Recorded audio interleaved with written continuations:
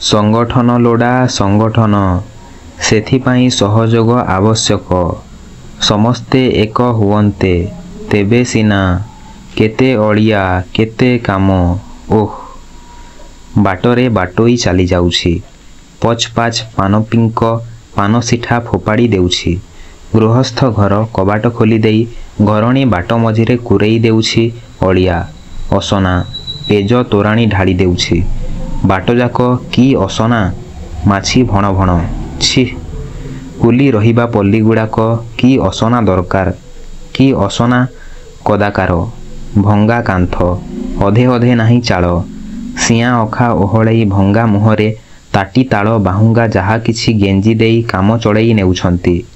चारिपटे जेते प्रकार अड़िया कुढ़ कुढ़ कि असना कि गंध जेउठी हांडी सेइठी गांडी छि छि।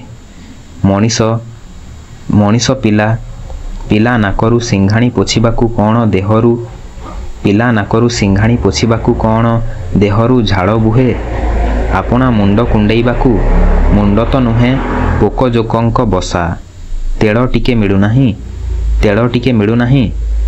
स्त्री लोक गुड़ाक आहुरी असनी छिंडा लुगा चिरा बाटे मुंड बाल फुरु फुरु उड़ुछि। देहरे मसीहा पुट पुट नख तल कला कटी कटी आउ देहर जेउ सिरी कौन पेज पानी करी गिलिबाकू दी बखत मिलुनाही कौन पेज पानी करी गिलिबाकू दी बखत मिलुनाही। ता नुहे अबेलारे भोजन अस्वास्थ्यकर खाद्य स्वास्थ्य रक्षार साधारण नियम प्रति उदासीनता फलरे रोग हेले आउ जनंकु डेइला। उह कि उदासीनता। मनीष कौन पशु आउ देश राज्य तार चेहरा भी बदली पारंता। सुंदर घर बारी खाली पदा आउ असना बण परिवर्ते झलमल करुथांता तोटा बारी पृष्ठ मनीष ओ पशु फूल फल देशकू लक्षी आसंते काहीं निदरे घुमेई घुमेई लोक चलीछंती आगकू पछकू निघा नाही। अति बेसीरे भाबी भाबिका केवल निजर पेट चाखंडक कथा अति बेसीरे भाबी भाबिका केवल निजर पेट चाखंडक कथा। कल बितुछि अंध पोटली फिटू नाही किछि बदलू नाही। कल फिटुछि काल बितुछि अंध पोटली फिटू नाही किछि बदलू नाही। तेणु संगठन लोड़ा आवश्यक सहयोग। सरोजिनी भाबुछि पिंजरारू पदाकू बाहारी गछ डालरे बसी चारिआडकू डोला बुलेई भाबुछि सते कि पक्षीटीए आगरू केबे संगठन राज्य पशि नथिला नुआ होई पशिछि। गोटिए क्लब घर हेबो ता सहित गोटिए नारी मंगल समिति। गोटिए दिगरे संगठन कथा भाबू भाबू सबु दिग दिशि जाउछि। चारिआडे केते घड़िया केते कथा अभाव से नुआ आरंभ करुछि। तेणु तार उत्साह बेसी भावनारे खर उष्णता। कामटीए कले चांदा मागी गले कि प्रचार पत्र बांटिले कि ए विषय रे दी चारि जनक संगे अधघंटा सदालाप कले निजकू लागुछि वीर परी जेपरी कि से केडे बड़ कथाटीए करिछि। कुहाट मारी विवृत्ति रड़िबाकू इच्छा हुए कौन से न कला। सेही संगठन कथा भावंती अनेके भावनार अनेक दिगरू। पिठी उपरे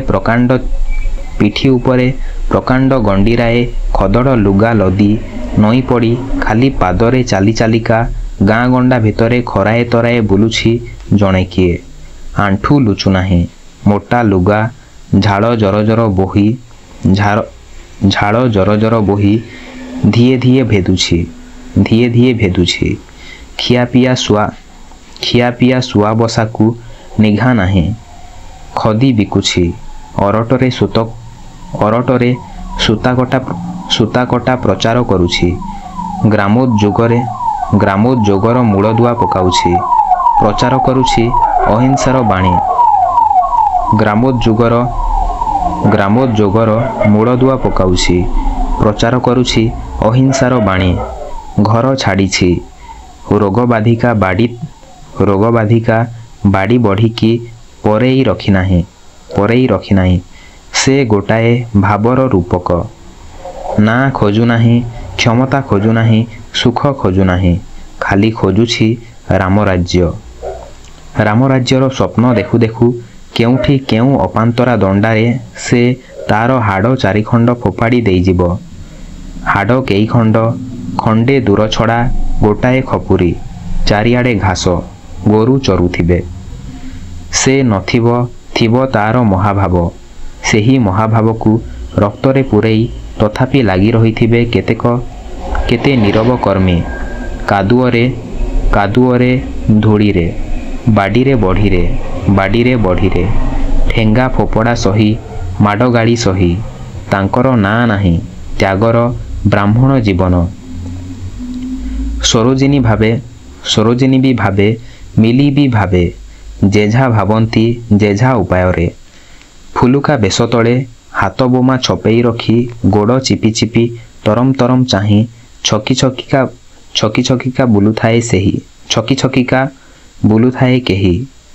ବୋମା ଫୋପାଡ଼େ, ମଣିଷ ମାରେ, ଗାଡ଼ି ଓଲଟାଏ, ଲୋକଙ୍କୁ କନ୍ଦାଏ, ସଂସାର ଚୂନା କରେ। ସାମ୍ନାରେ ଦେଖେ ହିଂସା, ଦେଖେ ନିଆଁ ଧୂଆଁ, କୋଟଳିଆ ରକ୍ତର ନଈ। ବନ୍ଧୁର ପଥ ତାର ଅଶାନ୍ତ ଜୀବନ, ଅନିଶ୍ଚିତ। ଚୋର ପରି ଲୁଚି ଆଜି ମେଞ୍ଚାଏ, କାଲି କେଞ୍ଚାଏ। ପୁରସ୍କାର ଗୁଳି ବା ଫାଶୀ କାଠ। ଠିକଣା ନାହିଁ କେତେବେଳେ କ'ଣ। ସେ ବି ଦେଖେ ଗୋଟାଏ ସ୍ୱପ୍ନ। ଦୁନିଆର ମୁହଁ ବଦଳେଇବା ସ୍ୱପ୍ନ ଦେଖେ ଦରିଦ୍ର ଚଷା। ଭାଗବତ ଟୁଙ୍ଗିରେ ପଙ୍ଗତ ଲଗେଇ, ମାଳିକା ଓ ପୁରାଣ ଆଲୋଚନା ଭିତରେ ସ୍ୱପ୍ନ ଦେଖେ। କଳଙ୍କି ଅବତାର ସେ ଆଉ କେଇଦିନେ। ତାପରେ ବାର ହାତ ଖଣ୍ଡା, ସିନ୍ଦୁର ଲାଗି ହୋଇ ବଉଳା କିମ୍ଭୀର। କଣ୍ଟାରୋଳ ଯୁଗ ହେଲା। ଟଙ୍କାକୁ ଚାଉଳ ଦେଢ଼ ସେର। 9 ଅଙ୍କ ବେଳେ ତ ଆହୁରି ସହସ୍ତା ଥିଲା। ସତ୍ୟ ଦ୍ୱାପର, ତ୍ରେତା, କଳଙ୍କି ଆଉ କେତେ ଡେରି। ବଦଳା ଦୁନିଆର ସ୍ୱପ୍ନ ଦେଖନ୍ତି ପୁଣି ବ୍ୟବସାୟୀ ଦଳ। ନଈସୁଅରେ ଲଗାମ ଲଗେଇ ଉପୁଜା ହେବ ବିଦ୍ୟୁତ୍ ଶକ୍ତି। ପୁଣି ଜଳସେଚନ ହେବ। ଜଙ୍ଗଲ ଉପାଡ଼ି ଭୂଇଁକି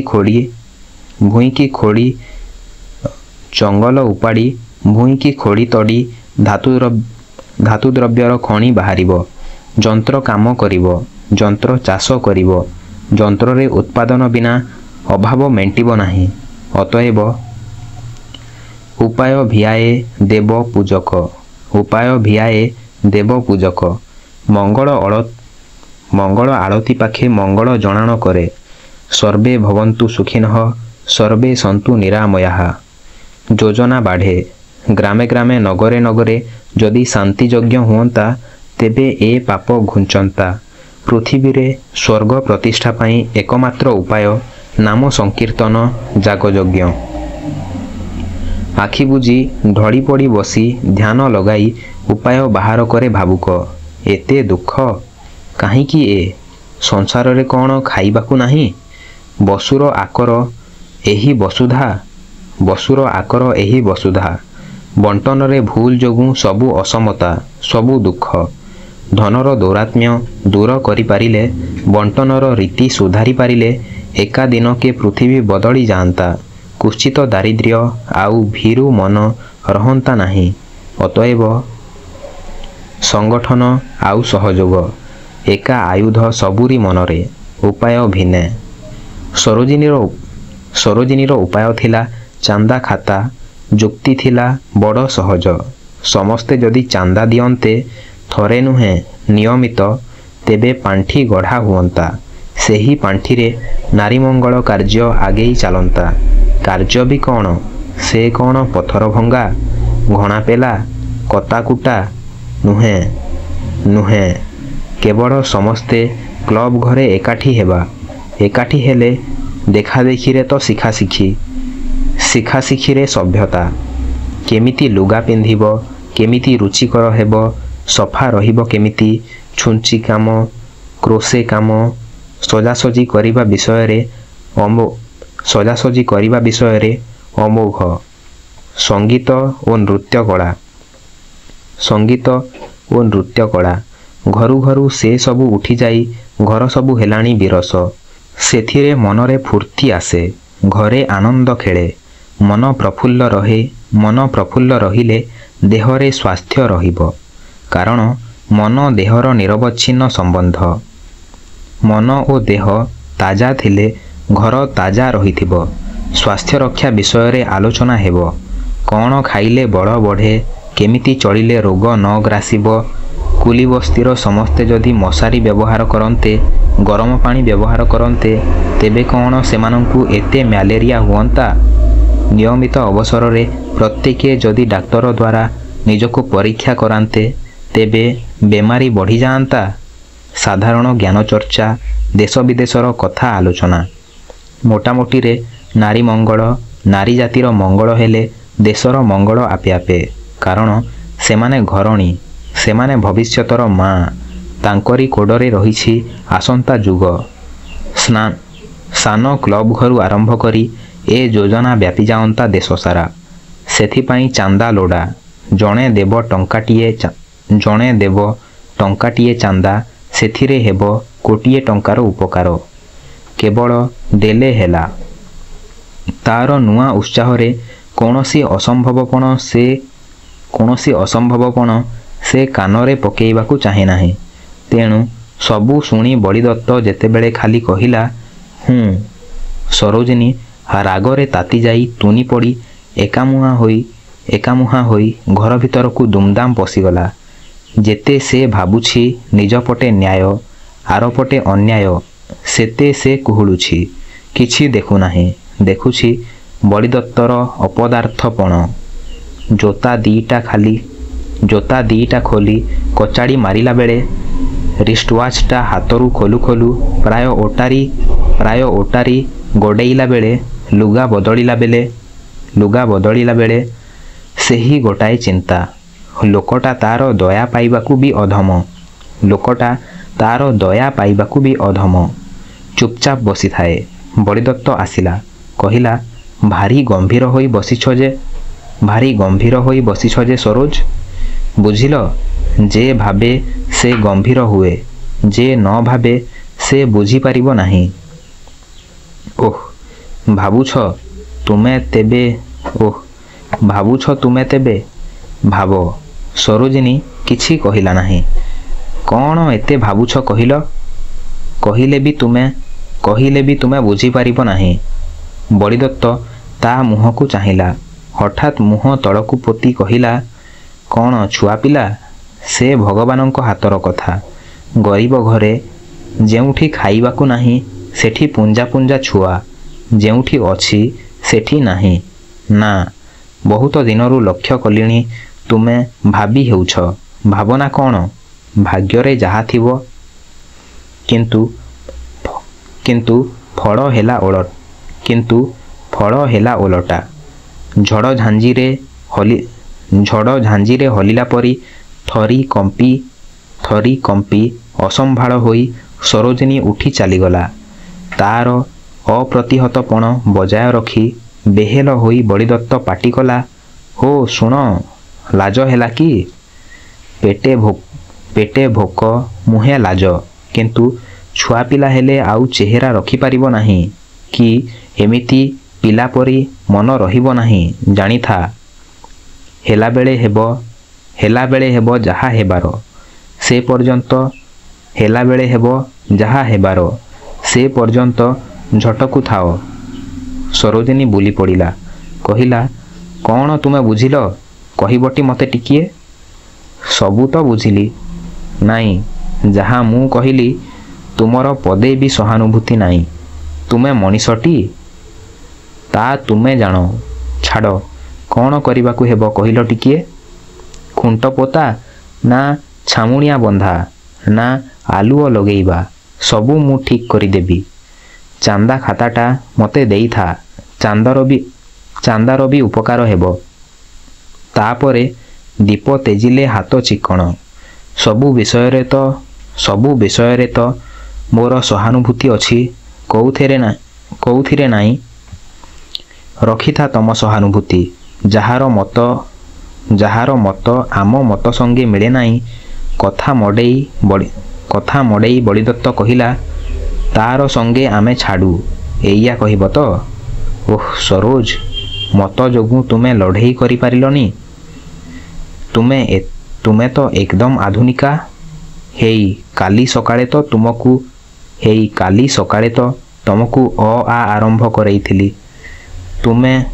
ତମେ ଏତେ ଉଞ୍ଚରେ ଯାଇ ଉଠିଲଣି?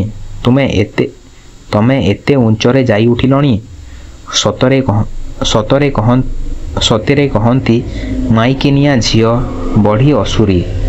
ଆଶ୍ଚର୍ଯ୍ୟ। ସରୋଜିନୀ ଏତେ ରାଗରେ ବି ହସିଦେଲା। କହିଲା, ତୁମେ ଅଦ୍ଭୁତ ଚାଟୁକାର। ପहिले ବୁଝେଇଥିଲି ବଶୀକରଣ କରିବାକୁ ହୁଏ ମୁହଁ ବାଟେ। ଏତେ ବଶୀକରଣ କରି କ'ଣ ହେବ? ତୁମେ ତ ଆମ ପନ୍ଥାରେ ବିଶ୍ୱାସ କର ନାହିଁ। ଚାନ୍ଦା ଉଠେଇ ଜଗତ ଉଦ୍ଧାର କରିବା ଉପାୟରେ ତ ଖୁବ୍ ବିଶ୍ୱାସ କରେ। ତୁମେ ଚାନ୍ଦା ଉଠାଅ, ସଭା ସମିତି କର, ନାଁ ହବ ମୋର। ଅମୁକଙ୍କ ସ୍ୱାମୀ କିଏ? ହେଇ ସେ ଯିଏ ସେଠି ଯାଉଛନ୍ତି, ମାରେ ସିପାହୀ, ଜିତେ ସର୍ଦ୍ଦାର। ଖାଲି ଚାନ୍ଦା ଖାତାରୁ ଖଣ୍ଡେ ମୋତେ ଦିଅ, ଦେଖିବ ମୁଁ କ'ଣ କରିପାରେ। ତୁମେ ସାକ୍ଷାତ ଆଜି ଠିକ୍ କହିଛ। ବୁଦ୍ଧିଆ ଲୋକ ଯେ ସେ ପଦାକୁ ଦେଖାଏ ଅଜ ବୋଲି, କିନ୍ତୁ ମନେ ରଖ ସମସ୍ତେ ଆଗ ହସି ହାଲିଆ ହୋଇପଡ଼ନ୍ତି, ସେ ଶେଷରେ ହସେ। ମନେ ରଖ। ସରୋଜିନୀ ଆର ଘରକୁ ଚାଲିଗଲା। ବଳିଦତ୍ତ ପଛରୁ ଚାହିଁ ମନ ଆନନ୍ଦରେ ଭାବିଲା, ବିସ୍ମୟ ସତେ, କଥାକେ କାବା କରିଦିଏ, ପଦେ ପଦେ ପ୍ରମାଣ ଦିଏ ତାର ମାର୍ଜିତ ମନର। ନ ଜାଣିଲା ଲୋକ ଭାବିବ BA MA ପଢ଼ିଛି। କେଡ଼େ ଚଞ୍ଚଳ, ଯାହାର ଗୁଣ ଯେପରି। ଅତି ସାନ ବରମଞ୍ଜି ଭିତରେ ଥାଏ ଭବିଷ୍ୟତର ପ୍ରକାଣ୍ଡ ବରଗଛ। ଦୁନିଆ ଆଶ୍ଚର୍ଯ୍ୟ, ସବୁ ଆଶ୍ଚର୍ଯ୍ୟ। ସବୁଠୁ ବଡ଼ ଆଶ୍ଚର୍ଯ୍ୟ ତାର ସ୍ତ୍ରୀ। ସେ ଘରେ ସରୋଜିନୀ। ସେ ଭାବୁଥିଲା ଖାଲି ଗୋଟାଏ କଥା, ବଳିଦତ୍ତ କ'ଣ ଭାବି ଏପରି କହିଲା? ସେ ଶେଷରେ ହସେ। କାହିଁକି? ତେବେ ସେ କ'ଣ କିଛି ଶୁଣିଛି, ଜାଣେ କିଛି? ଫାଙ୍କା ଦୃଷ୍ଟିରେ ପଦାକୁ ମୁହଁ କରି ଆପଣା ଅନ୍ତରକୁ ଅନେଇ ଠିଆ ହୋଇଥିଲା ଗୋଟିଏ ନାରୀ। କପାଳରେ